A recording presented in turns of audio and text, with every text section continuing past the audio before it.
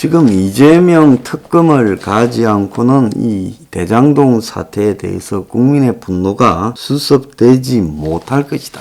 저는 결론적으로 그렇게 보고 있습니다. 아마 여권 내부나 그 주변에서도 결국 이 사안 부분이 특검 없이 수습이 어려울 것이다. 그런데 이재명이 지금 특검을 받으려고 생각을 하고 있지 않기 때문에 죽어도 안 받겠다라는 부분 때문에 아마 청와대나 당내에 누구도 이재명에게 권력이 실리는 상황에서 특검을 받아라고 말을 하지 못할 것이다. 지금 이런 이야기가 여권에 파다하고 있습니다. 자, 송영길도 오늘 대장동 특검 국민이 그만 보고 싶어 한다. 그래서 대장동을 지금 너무 많이 해서 이제는 대장동 이야기를 하는 것을 지겨워한다.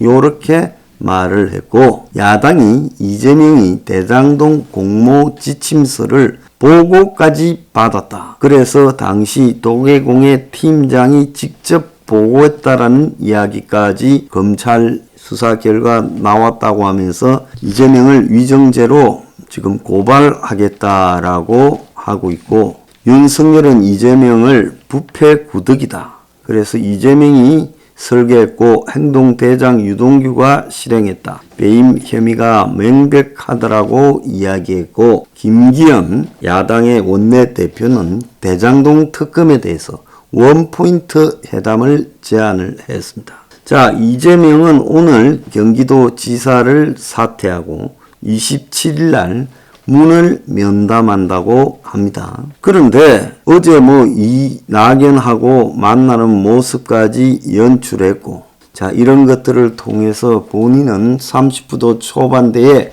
박스권에 갇혀있는 지지율이 돌파가 되면 될 거라고 생각을 하고 있겠지만 이 부분이 과연 쉬울지 의문입니다.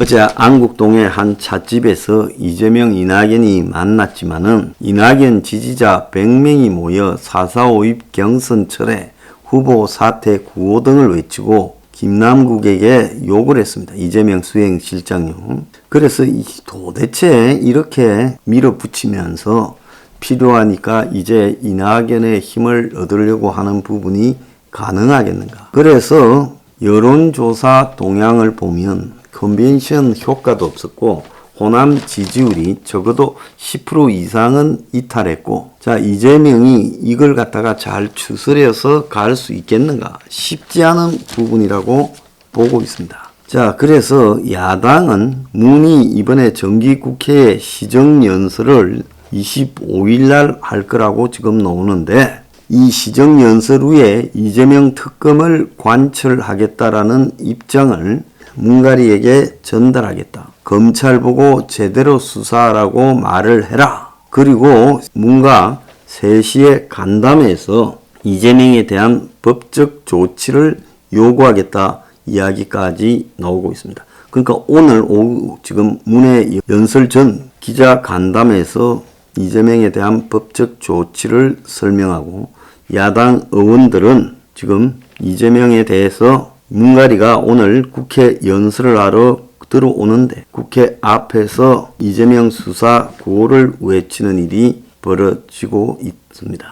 자, 언론들은 대장동 국감과 유동규 기소본이 특별검사 외에는 답이 보이지 않는다. 적어도 특검이 필요하다는데 70% 안팎의 찬성 여론조사가 나오고 있어요. 그래서 특검 요구 여론이 이재명의 국감 이후에 더 높아졌고, 이재명이 현란한 말재주로 국감을 돌파하는 듯이 보였지만 그 말재주 속에 스스로 이 자기를 올가매는 여러 가지 거짓말들이 반복해서 나오게 됨으로써 결론은 이재명의 현란한 말재주가 아니라 이재명의 말장난 하다가 걸려들은 잘못들을 더 진실성을 의심하는데 국민들이 기울여져 버렸습니다. 자, 검찰은 넉장 부실 수사, 폰 못 찾은 것부터 시작해서 수사 20일 만에 성남시를 뒤졌는데,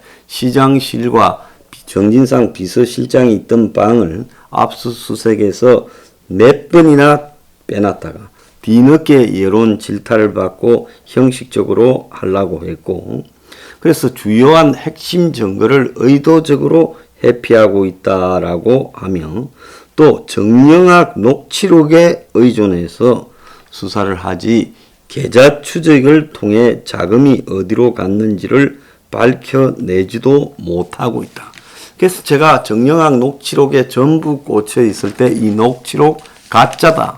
저것들이 최근에 검찰 수사 방향을 돌리고 또 그 검찰이 잘못된 수사를 하는 명분을 제공하기 위해서 가짜 녹취록을 만들어냈다. 또 김만배의 배임 뇌물 혐의를 수사도 하지 않고 그냥 뻥 쳐서 영장을 청구했다가 영장 기각까지 당했고, 남욱을 공항에서 긴급 체포까지 해놓고도 영장을 청구하지도 못했습니다. 또 유동규 기소에서는 검찰의 수사 의지마저 없는 것 아니냐. 자, 그래서 유동규를 배임으로 걸지 않고 황당한 액수의 뇌물만으로 걸어가지고 결국은 이 유동규 뇌물 사건으로 축소시키고 끝내려고 한다. 그래서 이런 상황에서 검찰의 수사를 믿는 국민이 없다. 특검에 가야 된다라고 말을 합니다. 자, 그래서 유동규 배임을 빼고 기소하는 것은 검찰의 이재명 수사 포기 선언이다까지 이야기가 나오고 있어요. 자, 유동규를 구속할 때는 업무상 배임을 해서 수천억 손실을 가했다. 그리고 대장동 의혹의 핵심이 천문학적 수익을 소수 투기 세력에 넘겨줘서 성남시와 시민에게 막대한 손해를 입힌 배임 문제인데, 자, 유동규가 압수수색 받기 직전에 휴대전화 버리기 전에 2시간 동안 이재명 측근과 통화했다라는 주장까지 나왔고, 그리고 이재명은 유동규가 자살 약을 먹었다라는 식으로 국감에서 말을 했고, 이 둘이가 열흘간 화천대유 사업 설계안이 나오기 직전에 같이 출장을 갔고, 그런데도 유동규의 배임을 유동규의 기소장에서 완전히 없애버려서 이재명에 대한 수사도 없애도록 만들었다. 이런 검찰의 직무유기는 고위공직자 아주 1호 범죄에 해당되는 거다라고 이야기를 했습니다. 자, 유동규가 배임으로 구속이 되었을 때 이재명이 느낌이 안 좋다 하다가 배임을 삭제한 것은 이제 이재명에게 느낌이 좋게 해주는 거겠죠. 자, 그리고 모든 지금 대장동 사업을 둘러싼 로비, 심지어 재판 의혹이 있는 권순이를 8번 만나고 그 권순이를 화천대유 고문으로 영입해 1,500만원 고문료를 주고, 박영수도 또 고문으로 영입했고, 또 유동규에게 700억, 그게 유동규에게 갔겠습니까? 자관 이런 거를 다 꾸미고 473억인가에 현금을 인출하고 실제로 세금과 공통경비를 빼고 428억을 지급하기로 했다. 이게 김만배가 유동규에게 이런 돈을 지불한다라는 게, 이런 사안을 아는 사람들은 이게 맞는 말이라고 생각하겠습니까? 유동규가 이 돈을 받아가지고 지 윗사람한테 상납해 주려고 이러지, 김만배가 고작 유동규가 해준 게 아니라는 걸 너무 잘 알 건데 이걸 갖다가 이렇게 줄 리가 있겠어요? 대장동 사업을 실제로 설계한 자도 결국 남욱이라고 나오고 있습니다. 그래서 이재명이 시장일 때 로비와 특혜 규모를 전부 규명하는 것이 대장동 수사의 핵심인데, 이 수사가 산으로 가고 있는데 이걸 하지 않고 넘어가겠다. 그리고 모든 수사가 끝이다. 그래서 이재명을 빼고 4사람만의 그냥 말장난이었다. 가짜 녹취록이었다. 그래서 뭐 일부 횡령이나 배임은 있어도 큰 문제 없다고 이렇게 끝낼 때 결국 이 정권은 대선에서 패배하게 될 것은 확실하다는 겁니다. 그래서 이재명이 특검을 못 받을 것이고 그걸로 대선을 끝내겠다고 하는 것, 그리고 곳곳에 걸려있는 증거들을 없애버리겠다는 것. 자, 이렇게 가면 이 정권이 종말을 맞을 것이 확실합니다.